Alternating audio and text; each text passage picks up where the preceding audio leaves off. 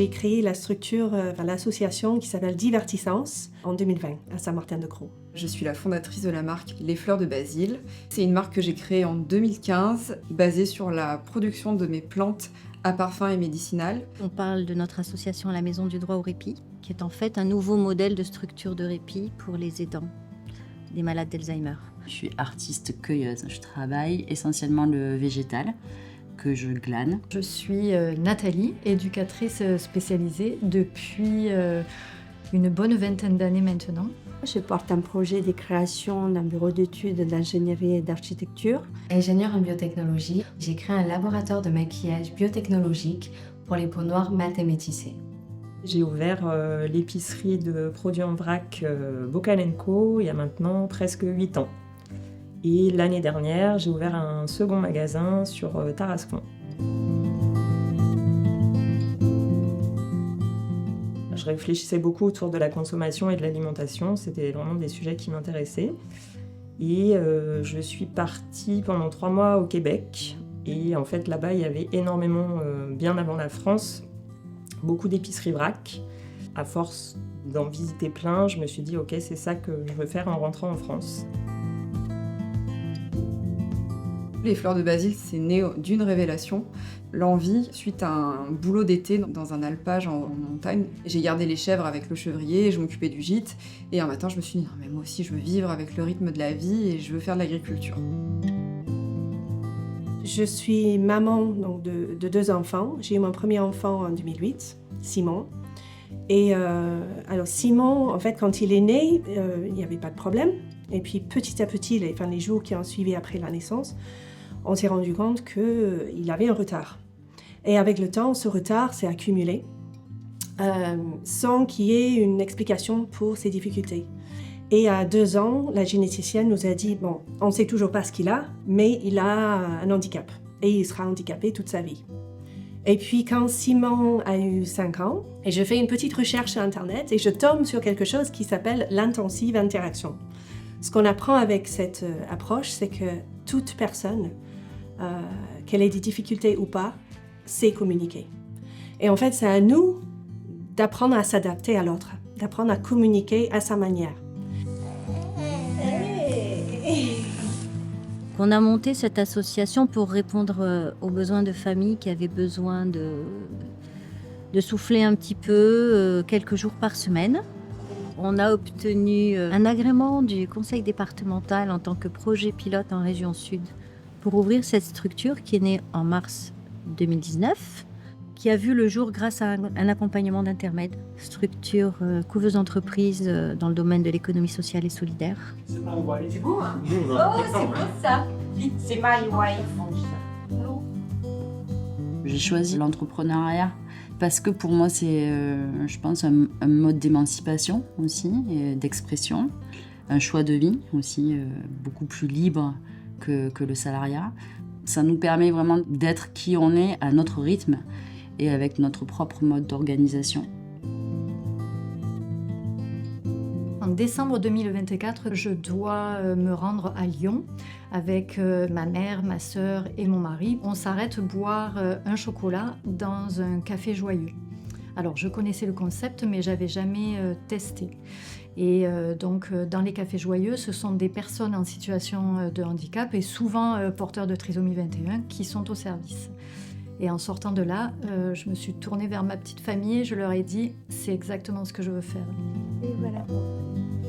En 2019, quand je recherchais de plus en plus des fonds de teint qui à la fois étaient adaptés à ma carnation mais aussi respectueux de ma peau et de ma santé. Et à ce moment-là, voilà, j'ai voulu vraiment allier mon expertise scientifique à des personnes qui recherchaient comme moi des fonds de teint. Ce projet est né dans une période de transition de ma vie et dans un moment où j'avais envie de mettre du sens à ce que je faisais. On a commencé tout simplement en créant un café rencontre pour les familles, un samedi par mois dans la ville d'Arles, où on se réunissait entre familles. Et à chaque fois, on prenait un sujet qui était choisi par la plupart des familles, enfin l'ensemble des familles, et on en discutait. Mais l'objectif était toujours de terminer notre rencontre sur une note positive. Donc on a fait des réunions, mais on a proposé aussi des activités musicales, des activités sportives, des activités artistiques. Avec ces plantes que je cultive, je fais toutes mes récoltes, toutes mes transformations pour aboutir à un produit cosmétique complet, utile, efficace, sensoriel aussi, c'était important pour moi. Il faut créer des structures alternatives. On découvre les limites des maisons de retraite, de toutes les grandes institutions qui manquent de personnel, qui manquent d'humanité tout simplement. Tous les publics vulnérables ont besoin d'un accompagnement individualisé pour limiter leur stress, pour améliorer leur état général tout simplement, pour consommer moins de médicaments. Et puis, ça reste des personnes à part entière qui doivent continuer à être intégrées dans la société. Donc, il faut pouvoir les sortir. Et pour avoir de la souplesse au niveau des sorties, il faut que le dispositif ne soit pas trop lourd. En fonction de la météo, le matin, on peut décider de partir à la mer pour la journée ou d'aller voir une expo. Ça donne une grande souplesse. Et s'ils arrivent fatigués le matin et que notre projet initial ne peut pas se faire, c'est pas grave. Ma démarche, c'est vraiment de mettre en lumière tout ce qui est biodiversité négligée ou les herbes de bord de chemin pour amener aussi un changement de perception. Quand je vais penser une exposition, il y a vraiment déjà un lien avec le lieu. Le lieu va vraiment être inspirant pour moi. Je n'ai pas une exposition clé en main, donc il y a vraiment un temps d'immersion. Ce qui est important, c'est de proposer une expérience en fait, aux spectateurs. Alors, je crois que moi, ce qui m'anime, c'est la rencontre, et la rencontre avec l'autre, et comme je le dis toujours, l'autre avec un grand A, et plus particulièrement l'autre avec sa différence, sa déficience, son handicap, ses particularités. Et donc ce projet, c'est l'ouverture d'un restaurant salon de thé inclusif et solidaire et qui s'appellera Le Diversité.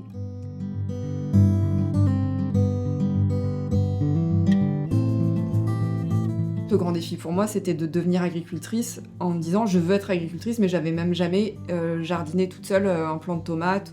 L'agriculture, ça s'apprend pas dans les livres comme on peut apprendre la réglementation cosmétique. Donc j'ai eu beaucoup de chance, les gens qui m'ont accueillie sur ce terrain, j'ai eu beaucoup de bienveillance et d'un autre côté aussi, il y a eu beaucoup de jugement de cette fille qui va faire des fleurs en agriculture, qui n'a l'air de rien y connaître. Autour de moi, j'avais des vieux paysans qui, sans être forcément méchants, étaient dans des a priori. Ils m'appelaient la fille d'ailleurs, quand ils n'étaient pas avec moi mais qui parlaient de moi.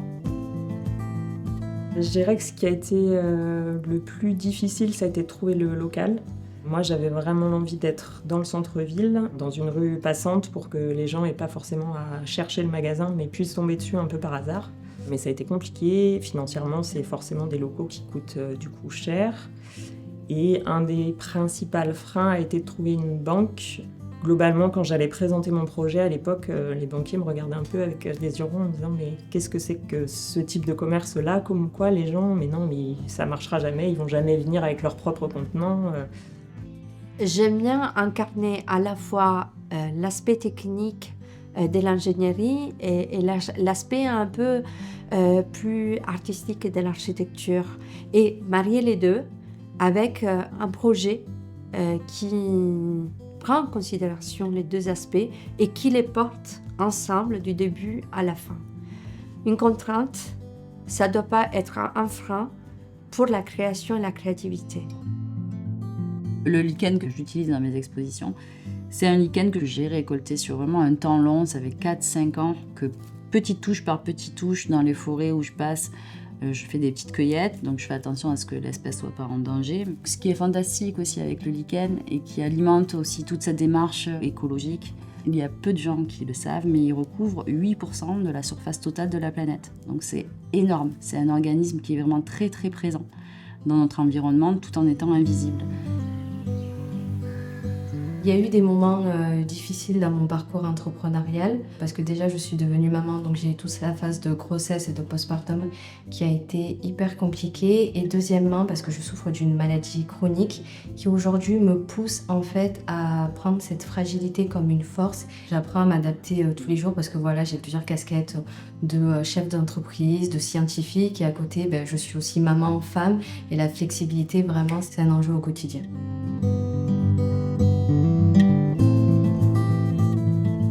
Je suis devenue maman il y a 1 an Et avant d'être maman, j'ai été enceinte. Et être enceinte agricultrice, et d'ailleurs être enceinte en tant que chef d'entreprise en France, c'est compliqué. Donc il y a eu des limites physiques, bien sûr. Bon, après, j'ai eu une très bonne grossesse et j'ai eu beaucoup de chance. J'ai pu travailler quasiment jusqu'au bout, même dans les champs. Par contre, le congé maternité d'une femme d'entreprise aujourd'hui, il est quand même super complexe. Moi, en tant qu'agricultrice, j'ai pas eu de rémunération, j'ai eu un remplacement. Les journées au magasin sont assez physiques, donc je me dis toujours, bon ça va, je bouge quand même beaucoup, à porter les sacs de 20 kilos, etc. Les journées sont déjà intenses physiquement. Mais là, par exemple, j'ai repris le temps de lire. Je prends une vraie pause quand le magasin est fermé entre 13h30 et 15h. Parce que pendant longtemps, je continuais à faire des choses, je mangeais à l'arrache et puis je gérais des factures, des choses comme ça. Maintenant, je m'oblige vraiment à ne pas travailler et pendant ce temps-là en tout cas, et c'est vraiment, ça me permet d'être aussi plus disponible, plus de m'aérer et d'être moins fatiguée aussi. Être avec son enfant, jouer avec son enfant, interagir avec son enfant, mais sans toutes ces pressions qu'on peut avoir dans la prise en charge, on va dire, plus médicalisée, il faut qu'on travaille ça ou il faut qu'on fasse ça. Là, c'était vraiment non, il faut juste qu'on soit là avec nos enfants et qu'on soit heureux dans ces moments d'être ensemble. Parce que c'est ça finalement qui fait la différence, c'est que déjà, notre enfant se sent encouragé, aimé, soutenu par ses parents, et le parent reçoit la même chose aussi. Voilà, c'est ce qu'on a envie d'offrir à son enfant.